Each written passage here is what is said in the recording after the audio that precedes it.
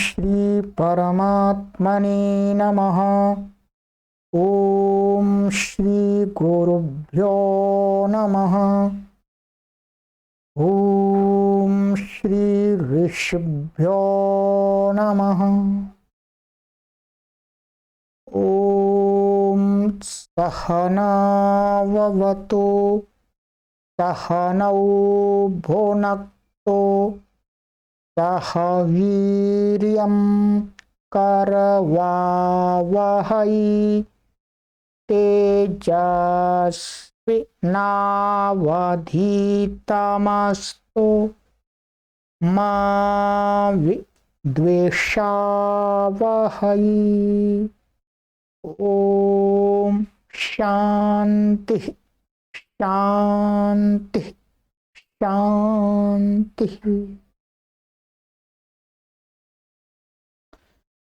सर्वेभ्यो नमः।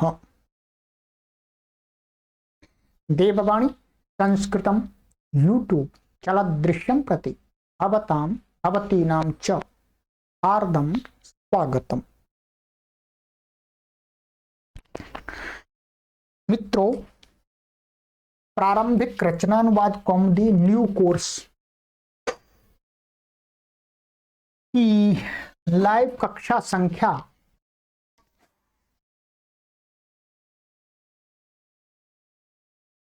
35 को आज पढ़ेंगे, 35 को पढ़ेंगे। ठीक है, चलिएगा। गत कक्षा में मैंने आपको कुछ पढ़ाया था।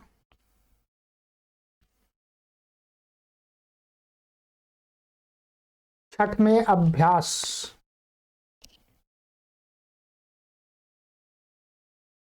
ये छठवें अभ्यास का कुछ भाग मैंने आपको पढ़ाया था। कुछ गृह कार्य भी दिया हुआ था आपको स्मरण करने के लिए, आपने किया होगा। शब्द रूप थे हैं? और मुख्य रूप से शब्द रूप आपको मैंने बताए थे, और ये शब्द स्मरण करने के लिए बताए थे। ठीक है, तो गृह शब्द के रूप थे और उसके समान दूसरों के चलाने थे आपको। ठीक है, तो और तुद आदि धातुओं के लट लकार के रूप भी आपको मैंने बताए थे कि आप इनको बोल करके प्रैक्टिस कीजिएगा। लिखने की आवश्यकता नहीं है, आप बोल करके ही प्रैक्टिस कर लीजिएगा। उससे ही आपको ये स्मरण हो जाएंगे, बुद्धि में स्थापित हो जाएंगे। आइए चलिएगा, अब आगे पढ़ते हैं। हमने गत कक्षाओं में क्या पढ़ लिया है? लकार, 5 लकार पढ़ेंगे हम। कौन कौन से? एक तो लट लकार पढ़ेंगे, लोट लकार पढ़ेंगे, लंग लकार पढ़ेंगे, विधिलिंग लकार पढ़ेंगे, और एक 5वां लकार आपको आरंभ में बता दिया था, लृट लकार। ठीक है, इस पुस्तक के अंदर 5 लकारों का प्रयोग हम सीखेंगे। ठीक है, क्योंकि 5 लकार प्रारंभिक अवस्था में 5 लकारों से हम आराम से अपना बोल चाल लेखन का काम कर सकते हैं। तो लट लकार मैंने आपको पढ़ा दिया, लट लकार आपको पढ़ा दिया है। ये लट लकार का प्रयोग कहाँ करते हैं? जब हम किसी क्रिया की वर्तमान दशा को दिखाना चाहते, वर्तमान अवस्था को दिखाना चाहते हैं कि क्रिया अब हो रही है या होती है।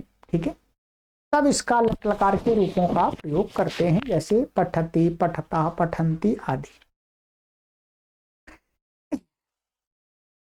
और ये मैंने आपको बता दिया लट लकार, जैसे वह पढ़ता है अथवा वह पढ़ रहा है, दोनों के लिए आप लट लकार का प्रयोग करेंगे। ये दोनों वाक्य वर्तमान काल को ही दर्शाते हैं। ठीक है, अब आ रहा है, अब धीरे दूसरे नंबर पर आ रहे हैं लोट लकार। लोट लकार का प्रयोग डॉक्टर कपिल देव महाराज जी आज हमें कराना सिखाएंगे। जो लोट लकार होता है वो यहां पर दिया है। लोट लकार का अर्थ होता है आज्ञा, किसी को आज्ञा देना, आदेश देना। जैसे आप पढ़िए, आप जाइए, मैं खाऊं, तुम पढ़ो।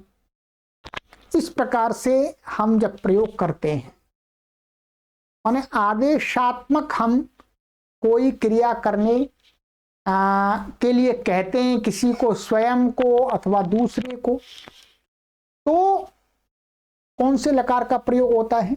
लोट लकार का। ये बता रहे हैं। लोट लकार के रूप लट लकार से अलग होते हैं। ठीक है, लट लकार के तो हमने सीख लिए। लोट लकार के रूप माने ये बताने के लिए कि आदेश दिया जा रहा है, आज्ञा दी जा रही है, अनुमति दी जा रही है। इस बात को दिखाने के लिए क्या है, जो धातु का रूप होता है वो थोड़ा लट लकार से अलग होता है। अलग होगा तभी तो हम जान पाएंगे, समझ पाएंगे कि भाई इसका ये क्रिया आदेशात्मक है, आज्ञात्मक है, तभी तो जान पाएंगे। तो उसी के लिए लोट लकार का प्रयोग कर रहे हैं, और यहां पर लिख दिया है कि लोट का प्रयोग क्या होता है? आज्ञा अर्थ। तो लोट के लकार के रूप आपको लिखने होंगे पहले आरंभ में। तो जितनी भी धातुएं अभी तक पढ़ा दी हैं उनके सबके आपको रूप चलाने होंगे, बोल करके। लिख सकते हैं तो सर्वश्रेष्ठ, और लिख नहीं सकते हैं तो उच्चारण बना बना करके उच्चारण आपको करना है। संक्षिप्त प्रत्यय आपको बता देंगे। ठीक है, और कोशिश करूंगा मैं भी आपको प्रैक्टिस कराऊंगा, बोल करके उच्चारण करके आपको बताऊंगा। ठीक है, तो नंबर 3 में भू धातु का रूप दिखाते हैं लोट लकार का। आज्ञा अर्थ है, भू का रूप हम देख लेते हैं। कहते हैं भावातु, भावताम, भावन्तु, भाव, भावतम, भावत, भावानि, भावाव, भावाम। ठीक है, इसको ये ध्यान रखेंगे, ये वही बोलना है आपको, ब नहीं बोलना। नहीं तो बहुत सारे हमारे पाठक भावतु बोलते, भावतु, भावतु ने भावतु। ठीक है, भावताम, भावन्तु, बहुत इजी है। व का उच्चारण करना काफी सरल है, कोई परेशानी नहीं। व अब देखिएगा, इसको मैं अभी 2-4 बार आपको उच्चारण कराऊंगा। भावतु का अर्थ होगा होवे, वह होवे। होवे माने आदेश हो गया, होवे। वह यहां पर होवे, आप यहां पर होवो, आप दोनों होवो, हो या आप सब हो, तुम हो, तुम माने तुम हो, तुम दोनों हो, तुम सब यहां पर हो, हाँ मैं यहां पर होऊं। होऊं अर्थ बता रहा हूं, मैं के लिए हिंदी में वाक्य में प्रयोग करके बता रहा हूं। हम दोनों यहां पर होवे, हम सब यहां होवे। तो होवे, होवे, हो, इस प्रकार का आदेशात्मक अर्थ निकल के आ रहा है। होता है नहीं आ रहा, होवे, होवे। ठीक है, ये अर्थ निकल के आ रहा है। चलिएगा, अब मेरे साथ इसका उच्चारण कीजिएगा, बोलिएगा।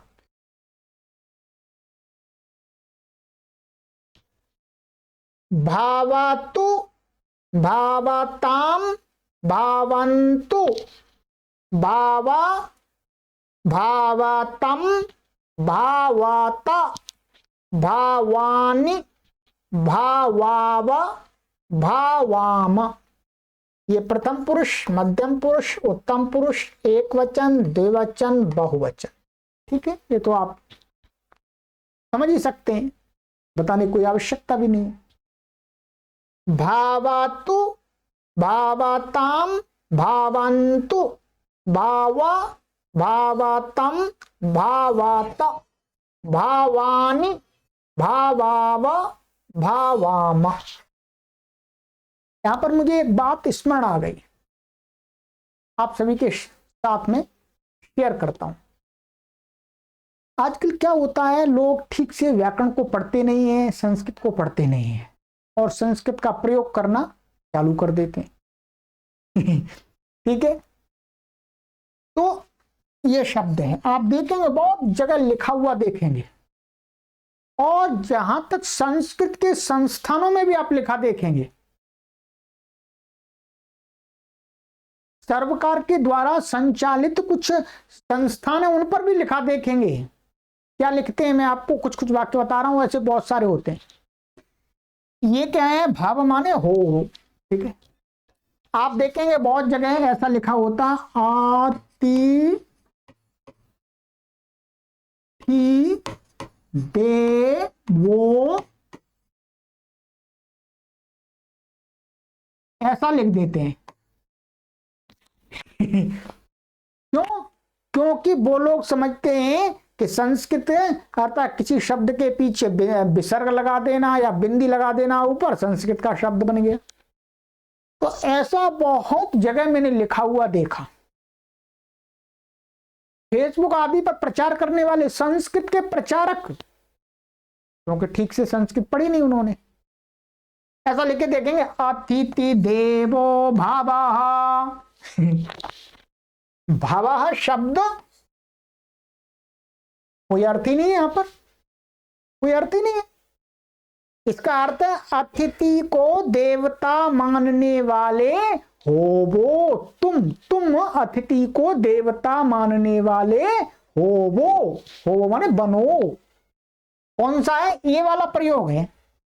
लिखना तो चाहिए था भव, अब भव के लोट लकार के रूप याद नहीं है भू धातु के, तो सोचते हैं चलो विसर्ग लगा देंगे, गलती नहीं होगी, तो उल्टी गलती कर देते। क्या कर देते हैं, भावाह ऐसा लिख देते हैं, 100% गलत। इसी प्रकार से मातृदेवो भावाह ऐसा लिख देते हैं, और बोलते भी ऐसा ही है। ऐसे पितृदेवो भावाह।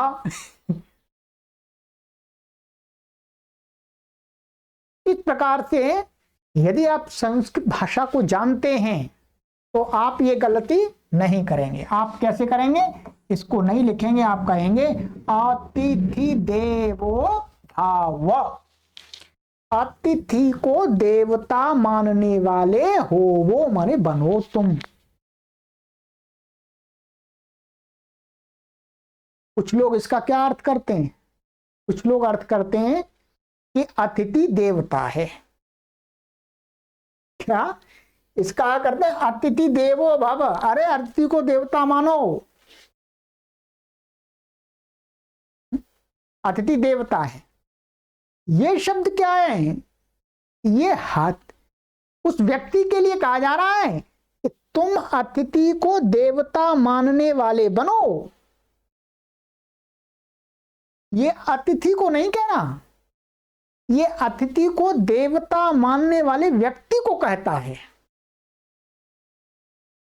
ठीक है, चलिए ये आगे आप सीख जाएंगे इसका अर्थ निकालना। तो मैं मुख्य रूप से आपको ये बता रहा था, आप ऐसा कहीं लिखा देखें तो उसको गलत समझें, वो सही नहीं है। भाव ऐसा होता है, भाव विसर्ग नहीं होता यहां पर। ठीक है, चलिएगा। ऐसा स्कूलों के सामने भी मैंने कहीं पर निकलते हुए देखा है, इसलिए मैंने आपको शेयर की है ये बात।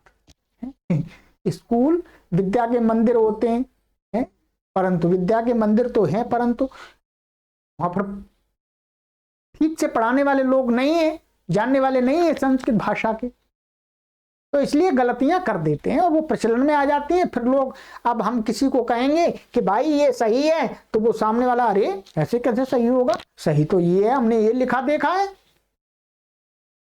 वो हमें ही उल्टा डांटेगा। चलिएगा, तो ऐसी गलतियों को ध्यान में रखिएगा। आइएगा, बोलिएगा, भावातु, भावाताम, भावंतु, भावा, भावातम, भावाता, भावानि भावाव भावाम, भावतु भावताम भावन्तु, भाव भावतम भावत, भावानि भावाव भावाम। बोलिएगा, आंखें बंद करके बोलिएगा मेरे साथ। भावतु भावताम भावन्तु, भाव भावतम भावत, भावानि भावाव भावाम। एक बार और बोलिएगा, आंखें बंद रखिएगा। भावतु भावताम भावन्तु, भाव भावतम भावत, भावानि भावाव भावाम। बन गई बात? याद हो गया? याद हो जाना चाहिए, नहीं हुआ तो कोई बात नहीं, ठीक है। अब ये तो बता दिया आपको। अब इसी के समान हमने पीछे जितनी भी धातुएं पढ़ी हैं उनके भी हमको लोट लकार के रूप बनाना है, प्रयोग करना है। तो सबके तो रट नहीं सकते, रटना भी नहीं चाहिए। तो क्या है, संक्षिप्त प्रत्यय लगा करके रूप बनाना सीख लेते हैं। जैसे लट लकार के हमने संक्षिप्त प्रत्यय लगाए, तो लट लकार के जो संक्षिप्त प्रत्यय हैं उनको हटा करके लोट लकार के लगा देंगे तो लोट लकार के रूप बन जाएंगे। चलिएगा, संक्षिप्त प्रत्यय प्रथम पुरुष, मध्यम पुरुष, उत्तम पुरुष, एक वचन, द्विवचन, बहुवचन, ठीक है। आतु आताम अंतु, आ आतम आता, आने आव आमा, ये संक्षिप्त प्रत्यय। अब आप धातु में लगाते जाइए, बन जाएगा। देखिएगा, एक धातु लेता हूं मैं, पठ। पठ का अर्थ है पढ़ना। आपको ये धातु पढ़ा दी गई है। अब इसका लोट का बनाना है, माने वह पढ़े, वे दोनों पढ़े, वे सब पढ़े, तुम पढ़ो, तुम दोनों पढ़ो, तुम सब पढ़ो, मैं पढ़ूं, हम दोनों पढ़ें, हम सब पढ़ें। तो लोट में उसका रूप चलाना पड़ेगा। अब देखिएगा, जोड़ते जाइएगा इसमें, बस तो कुछ नहीं करना। पाठतु पाठताम पाठन्तु, पाठा पाठतम पाठत, पठानि पठाव पठाम, ठीक है। ध्यान देंगे, यहां पर जो ये ना है, ना, यदि र और श वाला यदि नियम लग रहा है, र श और री के बाद में न वाला जो नियम है ण करने वाला, यदि वो लगेगा जहां पर तो लगा दीजिएगा। तो क्या बन जाएगा, नियम लग करके आनी की जगह क्या बनेगा जी, आणी, ऐसा बन जाएगा, ठीक है। आणी जहां लगेगा जिस धातु में, सब जगह नहीं लगेगा, ठीक है। चलिएगा, अब आपको, आपने जो भी धातु पढ़ी है इसमें जो धातु आई थी आपकी, इनके रूप लट के लोट के याद करने हैं आपको, ठीक है। मैं चला करके बताता हूं आपको, ठीक है, सुनिएगा।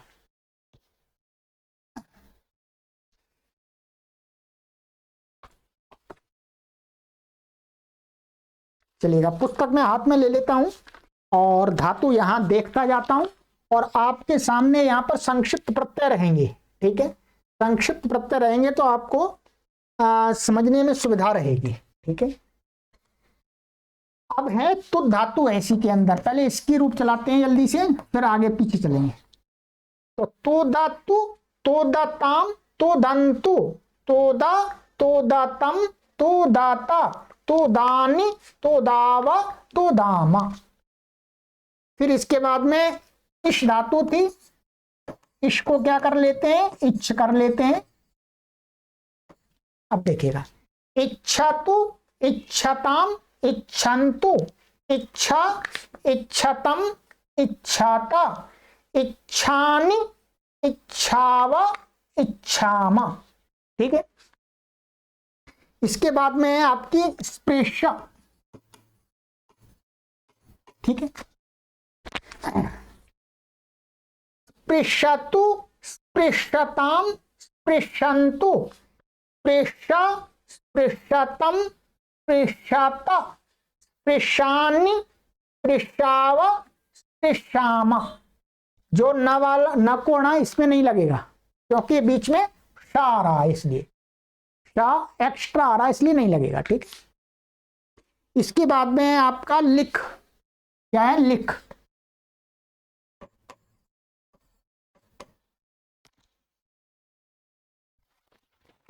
यहां लिखता हूं लिख, ठीक है।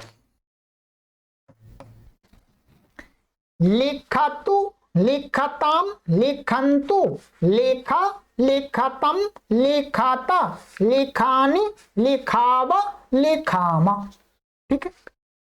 इसके बाद में है प्रच्छ। क्या है? प्रच्छ। ऐसी है, प्रच्छ को क्या हो जाता है यहां पर? री हो जाता है, ऐसा पृच्छ, ऐसा री, ठीक है। पृच्छतु, पृच्छताम, पृच्छन्तु, पृच्छा, पृच्छतम, पृच्छत, पृच्छानि, पृच्छाव, पृच्छामा। न को अणा करने का नियम इसमें भी नहीं लगेगा, ठीक है। चलिए, अब इसके बाद में विश्व आइएगा। विश्व धातु है,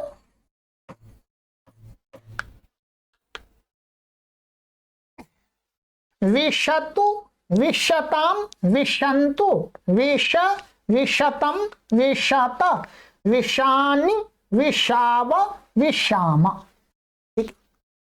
अब पीछे वाले अभ्यास में चलते हैं, पांच में चलते हैं। पांचवा, चौथा, तीसरा, दूसरा, पहला, सारे के रूप आपको इसमें बता देता हूं मैं, ठीक है।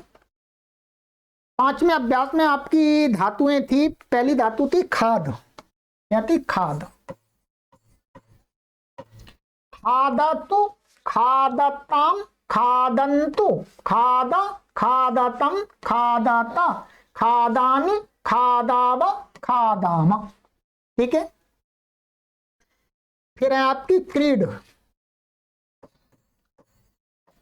क्रीडतु, क्रीडताम, क्रीडन्तु, क्रीडा, क्रीडतम, क्रीडाता, क्रीडानि, क्रीडाव, क्रीडामा, ठीक है।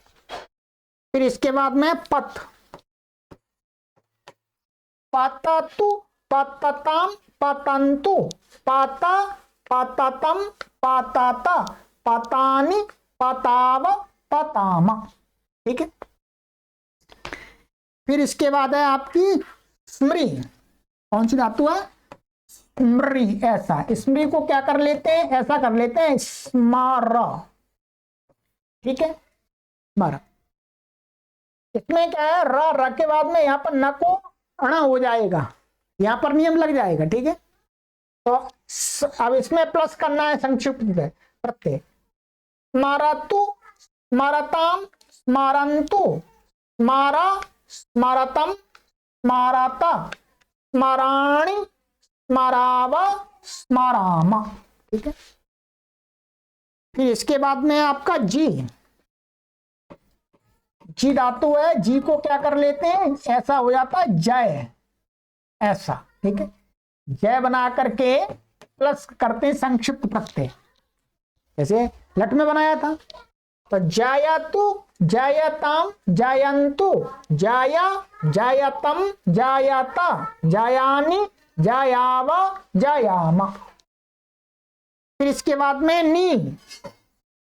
नी को क्या करना पड़ता है? नय। इसमें संक्षिप्त प्रत्यय लगाते हैं। नायतु, नायताम, नायन्तु, नाया, नायतम, नायता, नायानि, नायाव, नायामा, ठीक है। फिर इसके बाद में आपका हरि। हरि धातु है, ये हरि, ठीक है। इसको हमको कैसे बनाना पड़ता है? हरि को ये हर करना पड़ता है पहले, क्या? हर, ठीक है। अब इस पर प्लस करेंगे। हारातु, हारताम, हारंतु, हाराता, हारा, सॉरी, हारा, हारतम, हाराता, हाराणी, न कोना हो जाए, हाराणी, हारावा, हारामा, ठीक है। बस ये आपका पांचवें अभ्यास का हो गया। अब इसमें जो चौथे अध्याय में क्री धातु और अस धातु आई थी, उसका रूप अलग चलेगा, आपको बताएंगे, ठीक है। उसका अभी नहीं चलाएंगे, उसका अलग चलता है, ठीक है। प्रत्यय अलग प्रकार से हम उसका रूप याद कराएंगे, उसको छोड़ दीजिएगा, क्री और अस को छोड़िएगा। और तीसरे अभ्यास में आई थी आपको आ पूर्वक गम। तो आ गम ऐसा आई थी, गम, आगम को क्या कर लेते हैं, आगच्छ।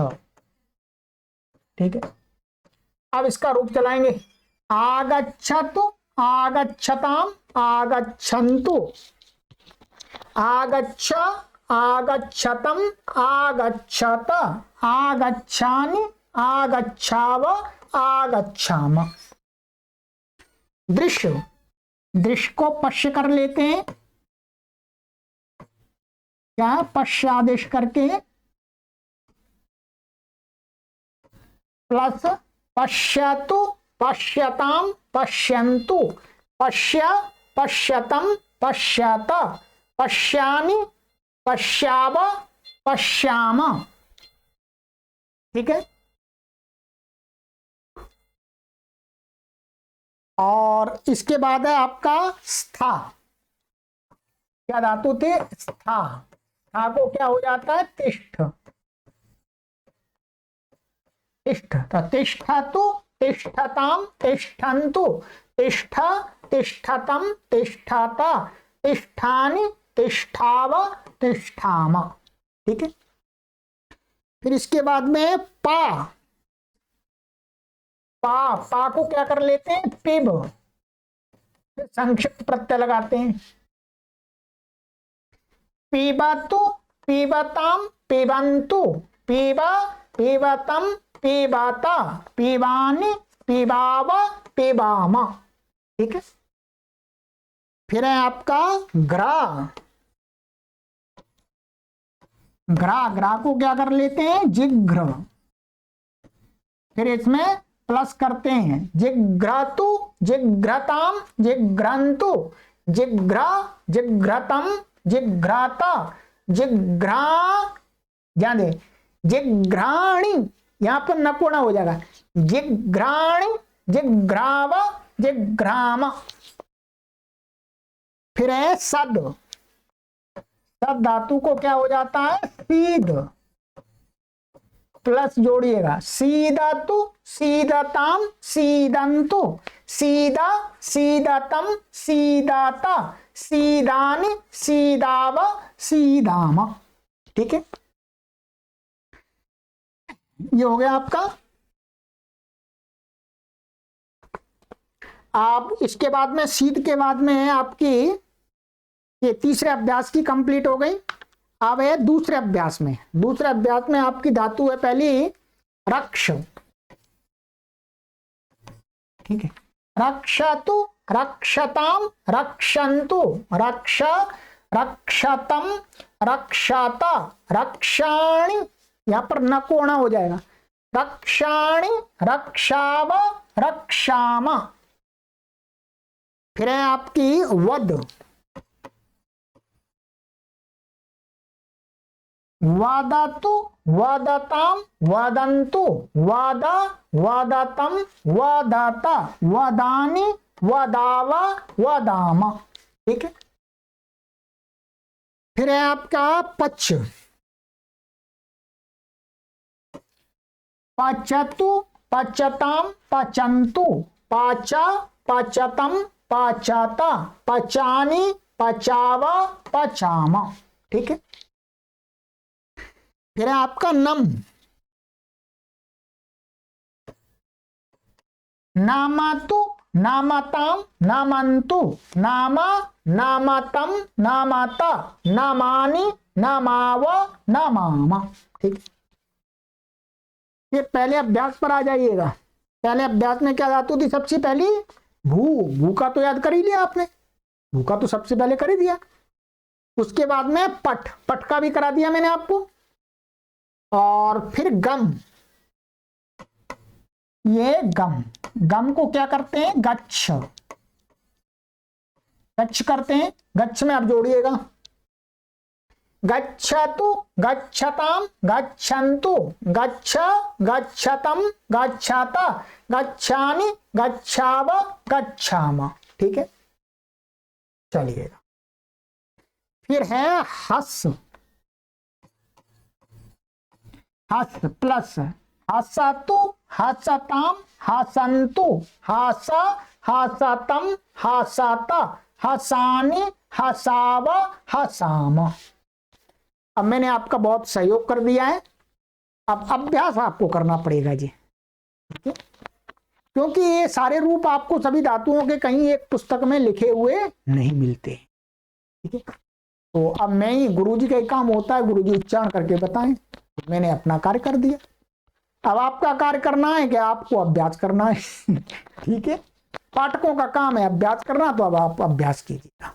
ठीक है, चलिए, ये हुआ आपका लोट लकार के अभी तक जितनी भी धातुएं हैं उनके आप आराम से रूप आप बना सकते हैं, कोई परेशानी नहीं, कठिनाई नहीं है, सरल है बिल्कुल। ठीक है,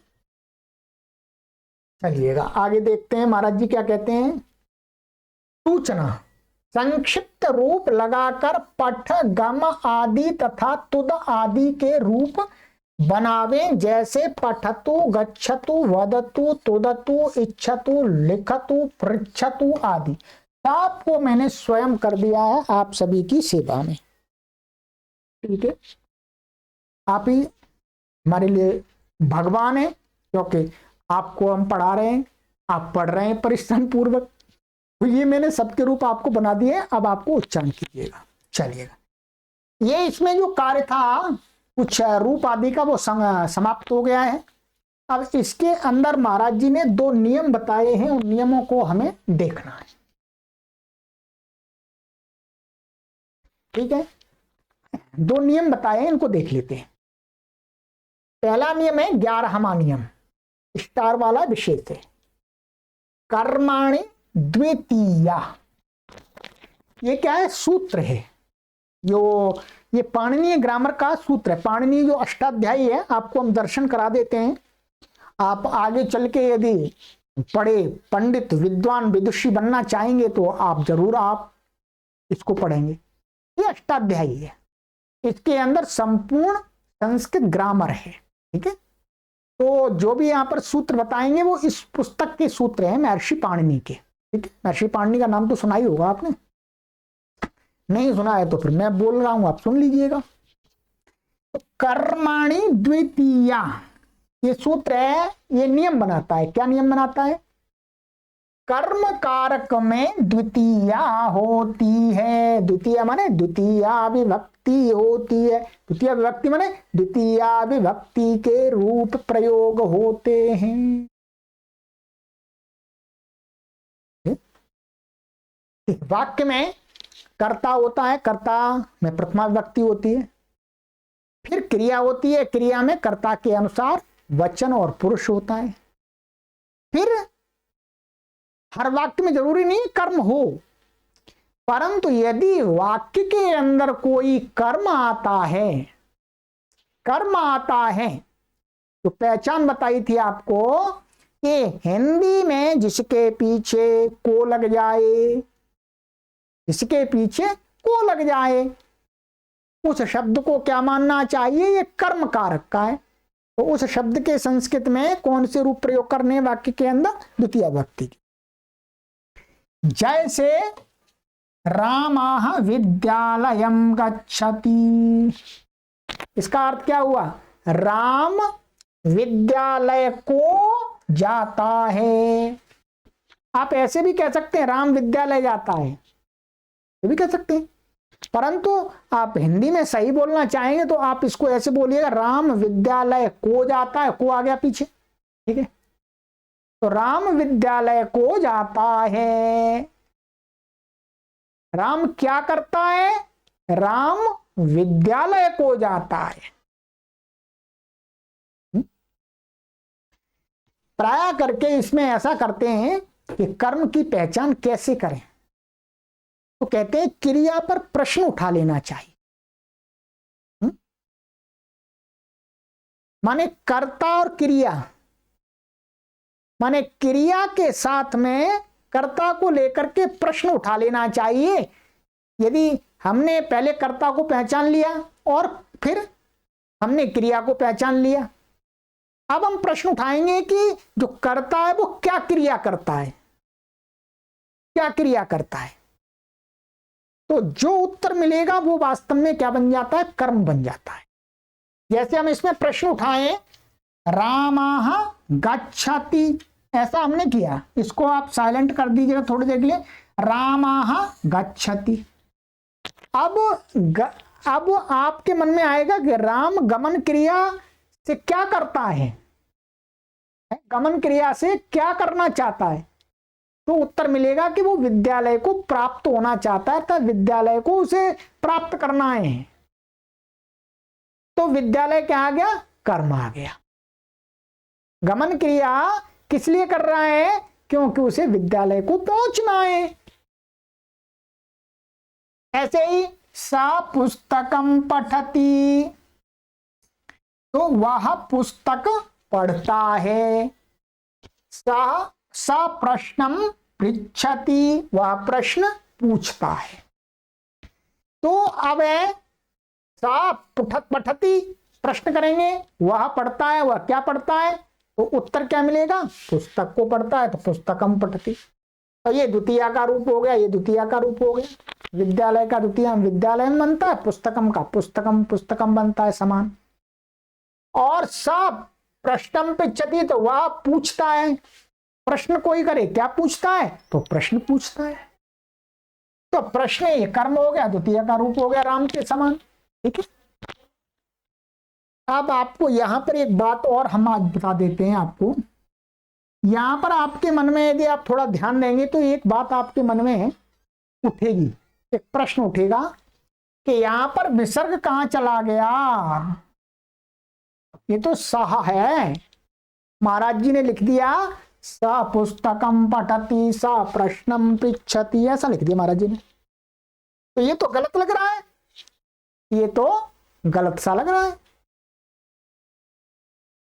तो इसके लिए आपको मैं नियम बता देता हूं अभी कि जो साह शब्द है, या ध्यान दीजिएगा, जो साह शब्द है ये साह, ये तद माने सा माने वह।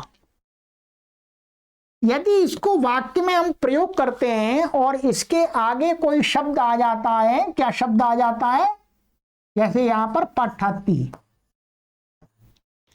तो इसके आगे कोई व्यंजन आ जाता है, ध्यान देंगे, क्या इसके आगे कोई व्यंजन आ जाता है, व्यंजन वाला शब्द आ जाता है, तो हम इसको हटा करके भी उच्चारण कर सकते हैं, लिख सकते हैं।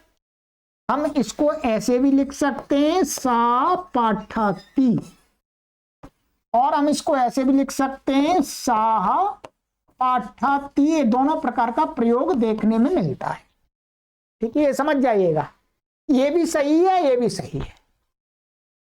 ठीक है, तो आप इनमें से यहां पर ये लिखा हुआ है सा, तो ये सही है।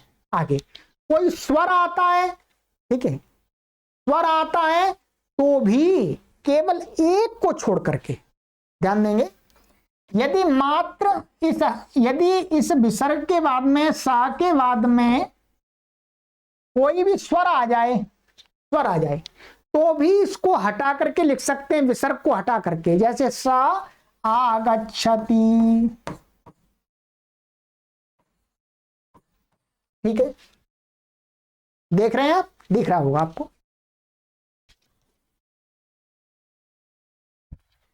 देखिएगा, आप इसको देख सकते हैं, यहां पर हम ऐसा लिख सकते हैं और यहां विसर्ग लगा करके भी लिख सकते हैं, दोनों तरीके से लिख सकते हैं। ठीक है, परंतु स्वर में जो ह्रस्व आकार है, ये क्या है, ह्रस्व आकार। यदि सा के बाद में ये ह्रस्व आकार वाला शब्द आ रहा है तो विसर्ग का लोप नहीं होगा, फिर तो विसर्ग लिखना ही पड़ेगा। क्या, तो विसर्ग लिखना ही पड़ेगा। ठीक है, जैसे सा साह अग्रे गच्छति, मैंने एक उदाहरण के लिए दिया है। अग्रे शब्द का अर्थ होता है आगे, तो यहां पर क्या है, ये ह्रस्व आ रहा है, इसलिए यहां पर विसर्ग को नहीं हटा सकते, विसर्ग रहेगा ही। क्लियर है, कोई परेशानी नहीं। तो इसलिए आप ध्यान रखेंगे, स्वर हो चाहे व्यंजन हो, इस ह्रस्वकार को छोड़ करके सह के बाद में कोई वर्ण आता है तो आप विसर्ग को हटा भी सकते हैं और रख भी सकते हैं। ये धीरे धीरे आपको प्रैक्टिस में आ जाए, कोई परेशानी नहीं है। ठीक है, ये बता दिया। पर ह्रस्वकार आ रहा है तो विसर्ग नहीं हटेगा। ठीक है, तो ये हो गया आपका कर्म, अर्थात वाक्य के अंदर जो भी कर्म कारक बनेगा उस शब्द में उसके द्वितीया के रूप प्रयोग करेंगे। ठीक है, चलिएगा, तो ये आपका हो गया इतना।